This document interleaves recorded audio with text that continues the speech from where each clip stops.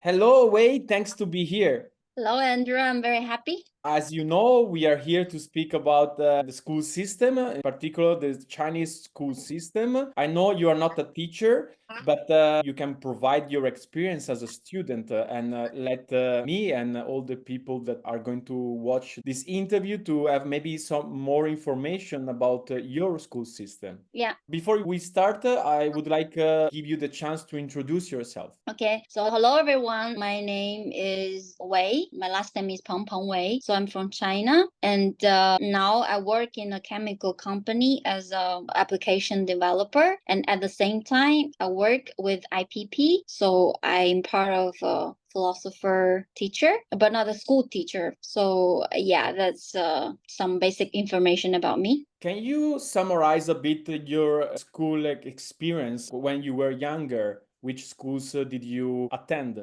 Okay, I guess my school experience is a rather standard one for kindergarten, primary school, and high school. I all went to public school, and yeah, I go through the very standard process of Chinese education system. Can you describe for us, because in Italy we don't know much about the Chinese school system, because for example in Italy we have the kindergarten, and then we have a primary school, and then we have a kind of middle school for 3 years, and then we have a high school for 5 years, and then we have a university.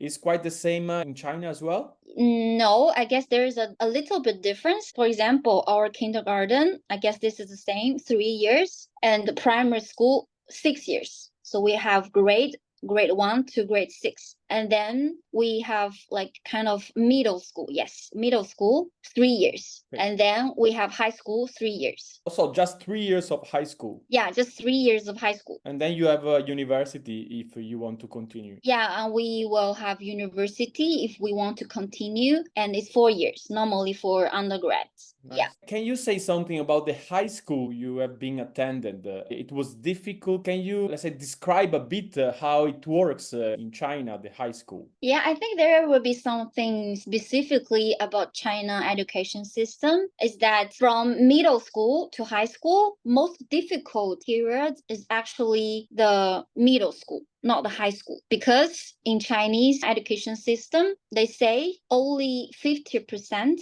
of the students who are in middle school, they have the opportunity to go high school. So there is a big selection in the middle school, right? Yes, there's a big selection in middle school. So that's the reason why most people find the middle school is a very difficult period. Why do you think there is this big selection?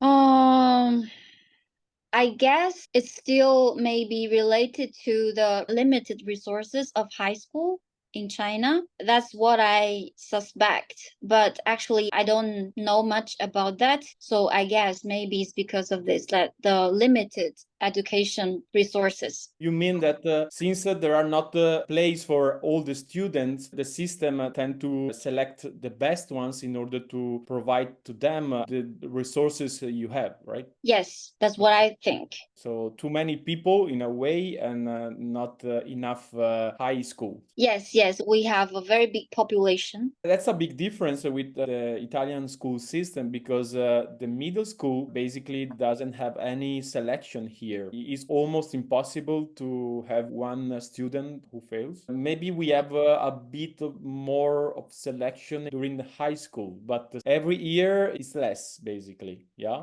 for some reason that maybe afterward. So it's very selective, just the middle school or also the high school? High school is also selective too. I guess the same reason we have limited resources on these universities. Mhm. So only good students can select to all those universities. There are some students they cannot go to university, so either they go to some like technical school, they train technicians. Like professional schools, for example? Yeah, professional schools. Yes. Okay. Yes, they go to professional schools. Yeah, but in China, people don't like these professional schools. But I don't know, is it because the professional school system is not well kept or well maintained? So most of the people, they don't like to go to professional school. So it's already interesting to understand that the China school system is very competitive, right? Yes, definitely. Very, very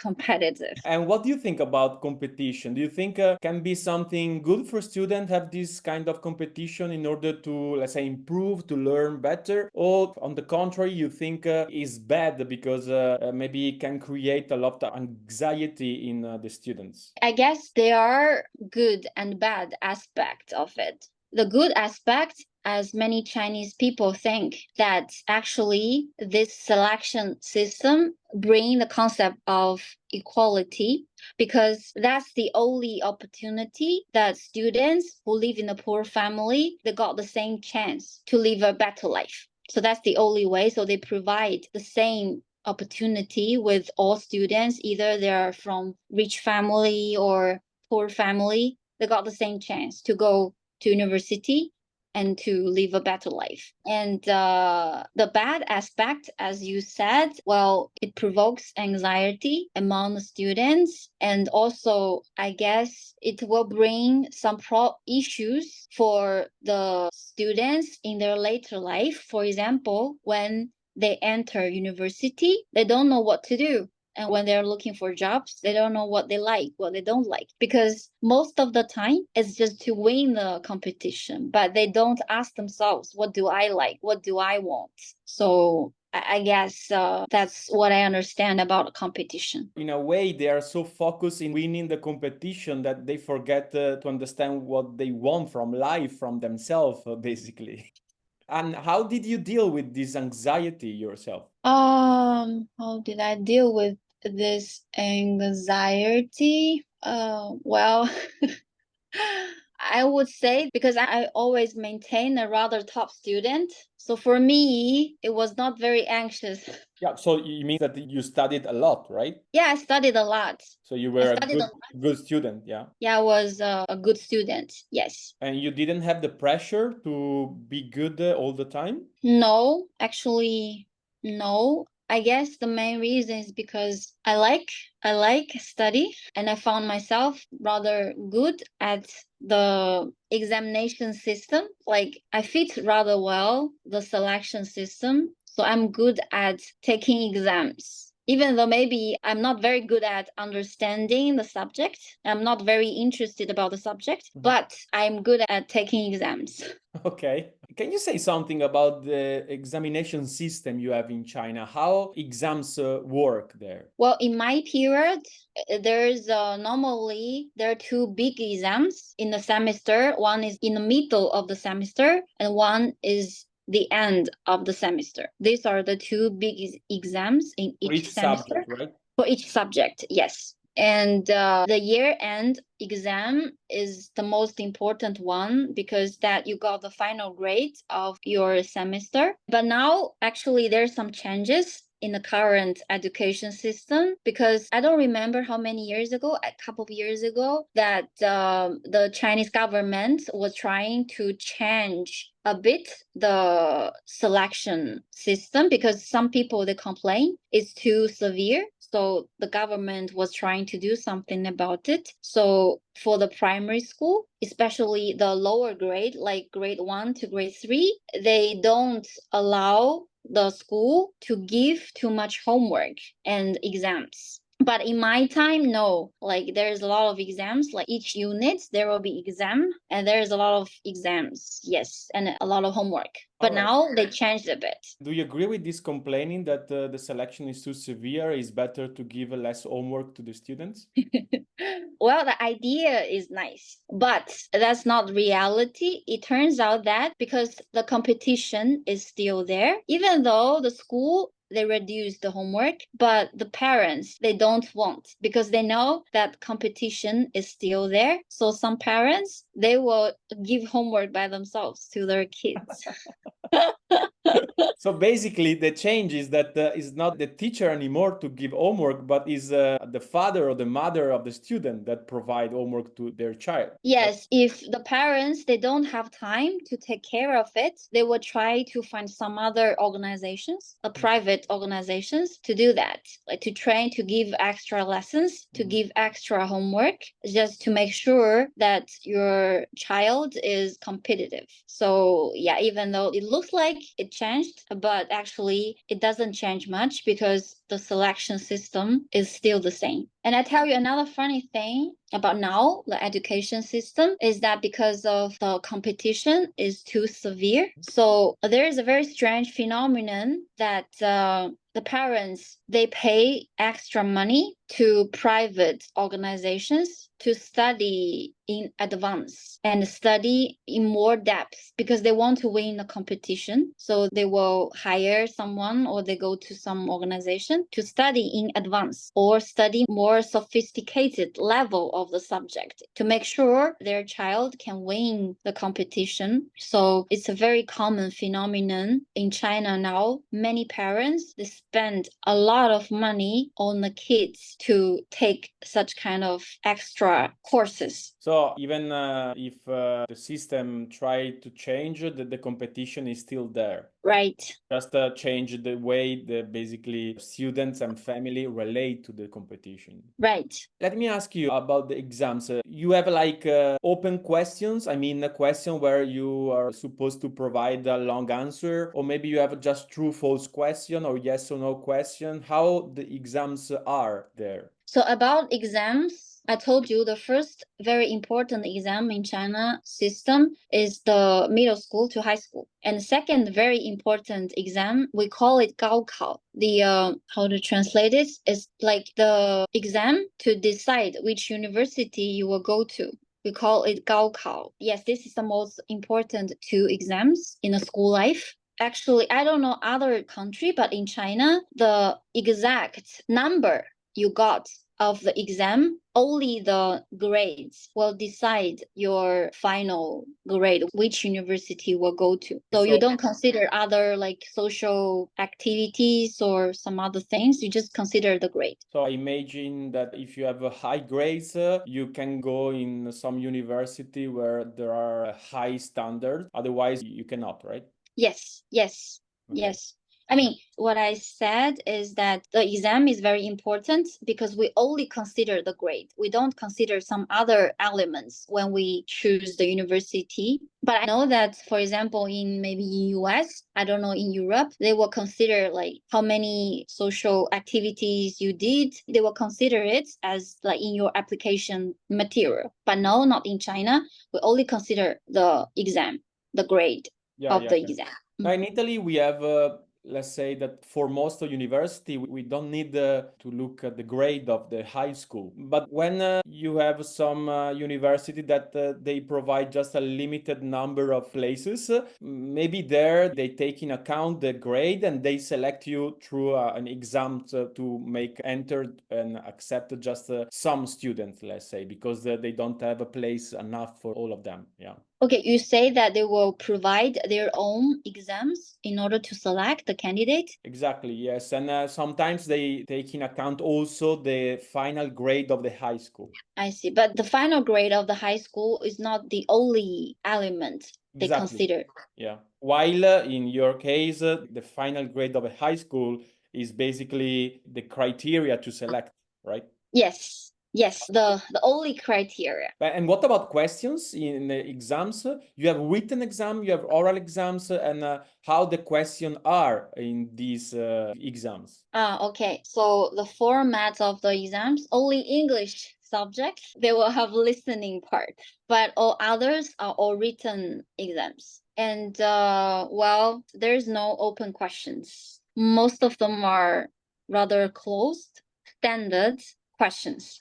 Even on like we call it 语文, it's more study the literature, the character, the literature. This subject is very important in China. Even for this, it's supposed to be a bit subjective because they will give you a text and they will ask you, how do you think of the text? So such kind of question, they should be open, right? Because they're rather subjective. But in China, in the exam system, no, they don't allow subjectivity. They will have some standard answer, even though it's very subjective question. Interesting. So basically, they don't allow the interpretation.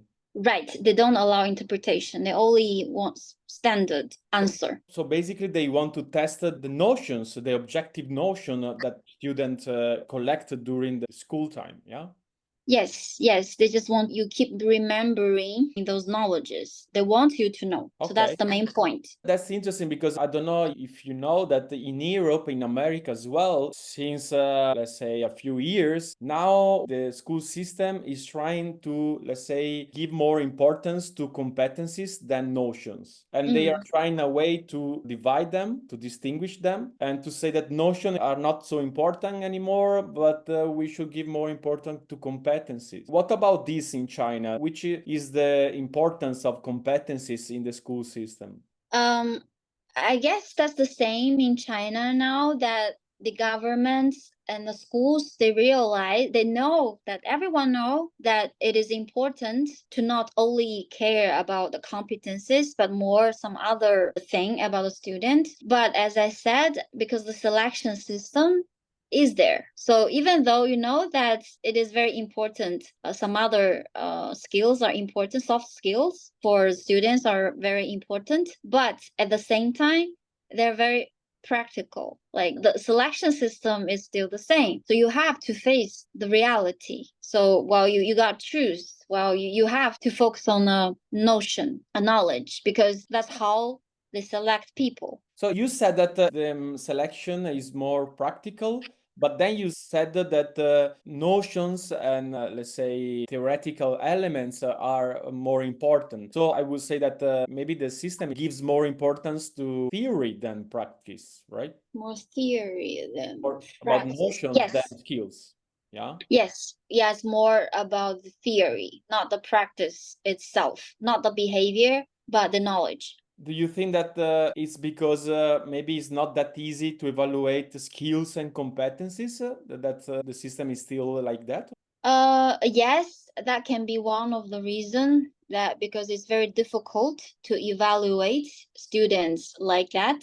It will require a lot of resources. For example, now, like each class, we have like 45 students in 45 one class. in one class.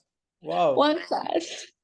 Only one class, we have 45 students. Actually, in my age, we have even more. I remember my class had like 55 or something. And currently, my daughter's class, they have 45. But there's only one main teacher to take care of the whole class. So, yeah, so it's very difficult job Wait, to one like, teacher for all the subjects? no, one teacher for only one subject, Okay. but there is one main teacher to take care of the practical things for the class. A sort of coordinator or something like that. Yes, like who, well, it's not the coordinator, it's more The class in boss. charge of the class. Yes. That one that you have to give more respect to, right? Yes, yes, because she or he is a very important figure. She or he is the boss. Like she decides many things for the class. And don't you think that with the class with so many students inside, it's difficult for the teacher to, in a way, pay attention to each student and to each, let's say, way to learn of the student? Yeah, I agree. I agree.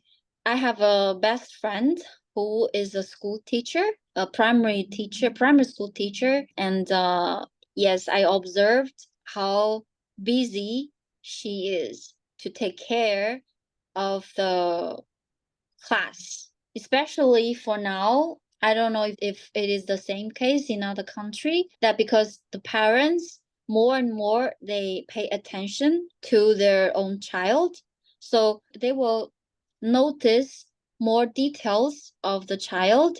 So then they will give extra burden for the teacher, because there's a lot of extra practical things. Some parents, they want to know how their child in the school, but in my age, no, the parents are rather, how to say that, they're rather more concerned of themselves. So if they send us to the school, they just let the teacher to take care of us, but not to get much involved in the school life. But nowadays it changed. Parents are trying to get more involved in the child's school life. So then it creates even more burden for the teacher. So yes, it's a very exhausting job to take care of a whole class. You don't have, I think it's not possible specifically to observe each one child, their difficulties, their different aspects. I think it's a very difficult job. It's not possible. It seems that there is a bigger risk to go in burnout by doing the teacher with so many students in that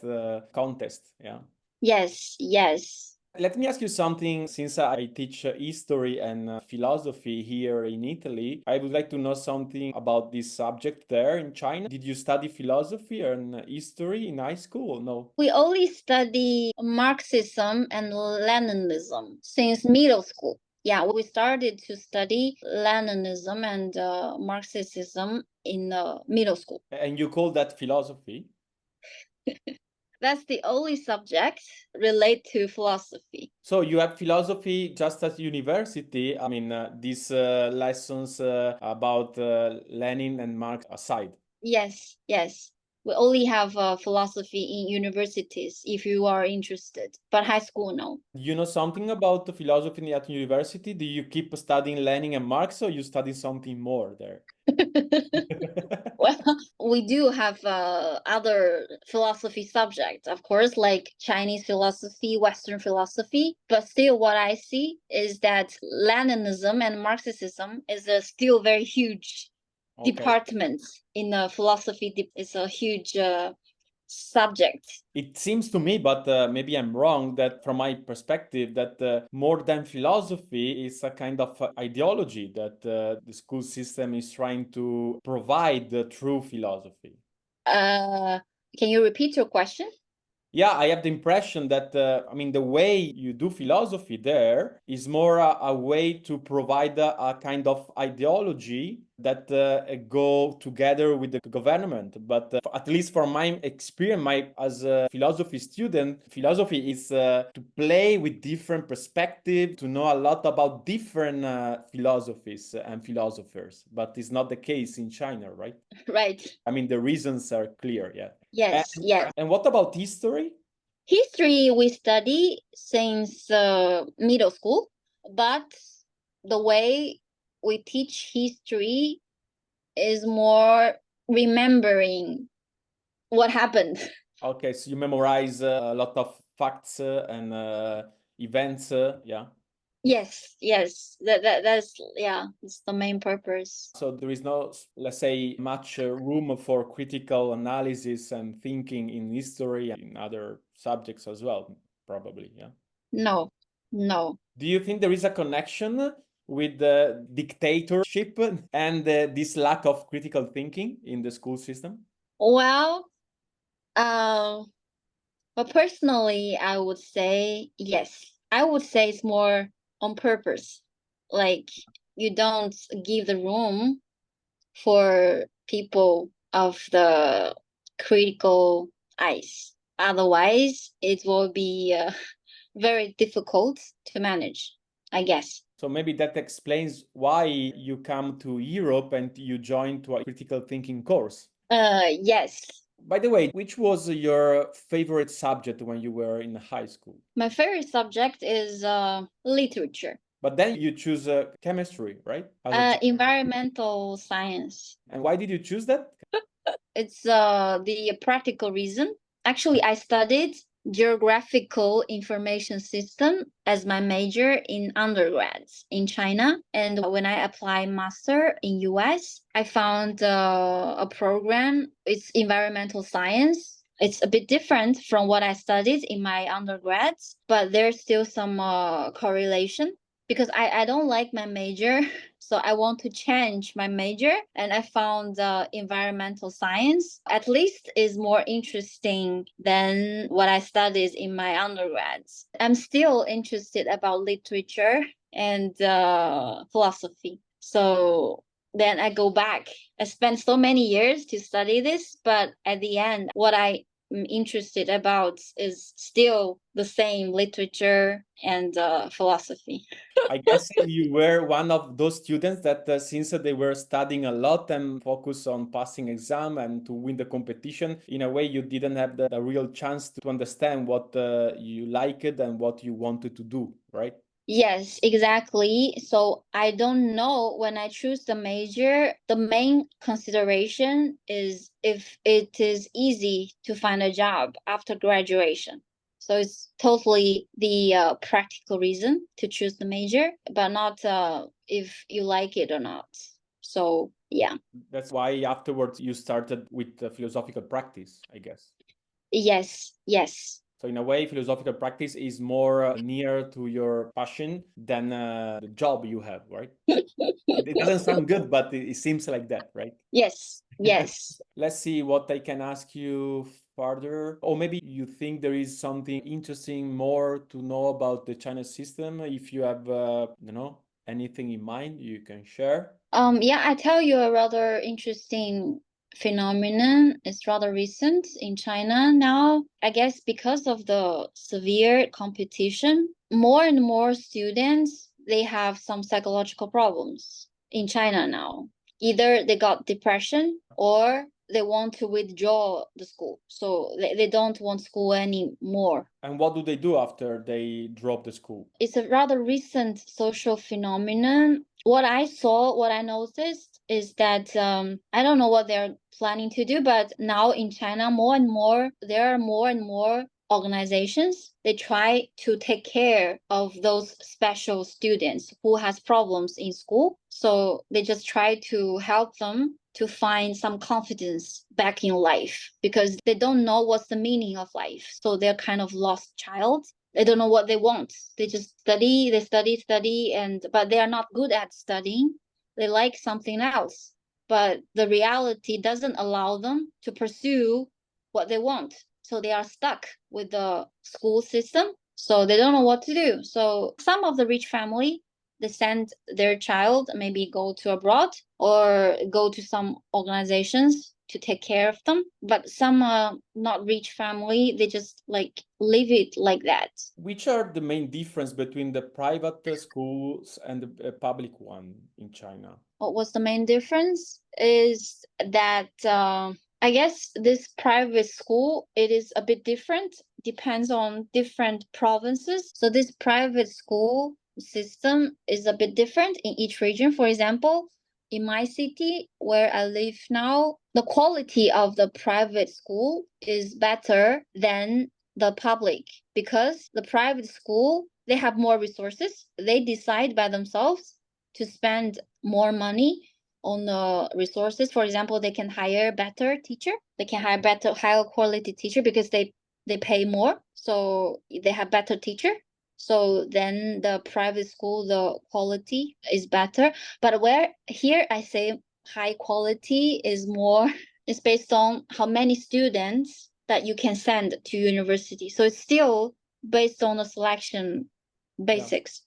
Yeah, it's interesting because in Italy, normally, let's say that private schools are easier than public ones. In a way, there is this idea that since they pay, they are kind of clients and they have to pass even if they're not prepared enough. Yeah. So I in a see. way, the teachers in private schools tend to corrupt a bit themselves, even because of the pressure of the principle of the system. And basically, you tend to give a higher grades, even if they are not prepared enough. Even if nowadays, even public school are a bit low the standards than before. Yeah, is the same in China or no? Private schools are easier than public ones. No, it depends what kind of private school. Okay. Because there's some very competitive, very top private school is rather difficult to enter. So the quality is high in private school as well. Yes, the quality is high in private school as well. Even some are much more better than public school. So basically, they pay to have, let's say, a better service, but they don't pay because they want to pass the exams without being prepared. Right. I know it sounds strange, my question, but since in Italy it works differently, I was curious. Yes. Yeah, it's very different here. It's not because they're easier to go, you send to private school. Well, I think okay, now I remember another difference, because in China we have a very interesting system. We call it 户口. You know, this 户口 system. It's called identity. Like when you were born, like you register your identity in a specific place. Okay, so like if I am born in Guangzhou and my parents live in Guangzhou, so my 户口 is Guangzhou, so I can meet the requirements to go to the public school. So the public school in Guangzhou city, they only recruit local students. Otherwise, you have to go private school. And they are public, the Onjo schools? Well, only the public school will have this requirement. Like you have to be Guangzhou citizen, or you can say that.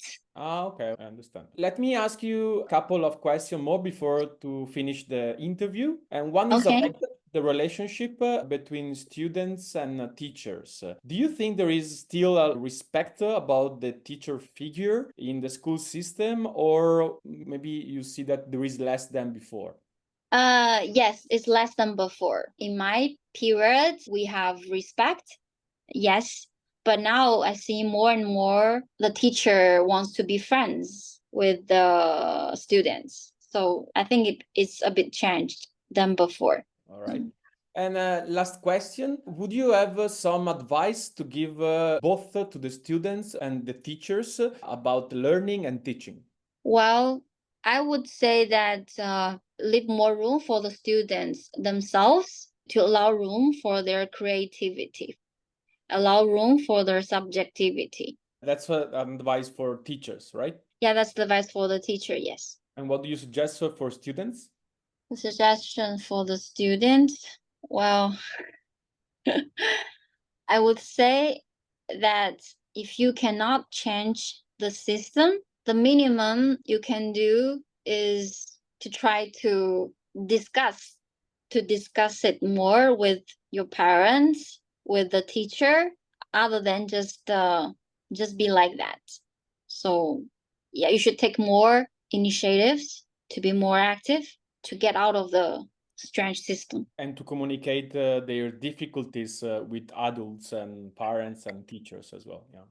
Yes. So, Wei, I thank you very much. It's been very interesting to listen to you, and I have a better idea about the Chinese system. So, thank you for your generosity of sharing your experience as a student and the information you gave us. I see you, I guess, in some philosophical practice workshops in the future. Yeah. Okay. Yes. Yeah, I'm very happy to be here to try to explain the education system in China. And also during the discussion, I know something differently in other countries. So yeah, it's also very helpful for me too. Yeah, I'm very glad. So long. Okay, bye-bye.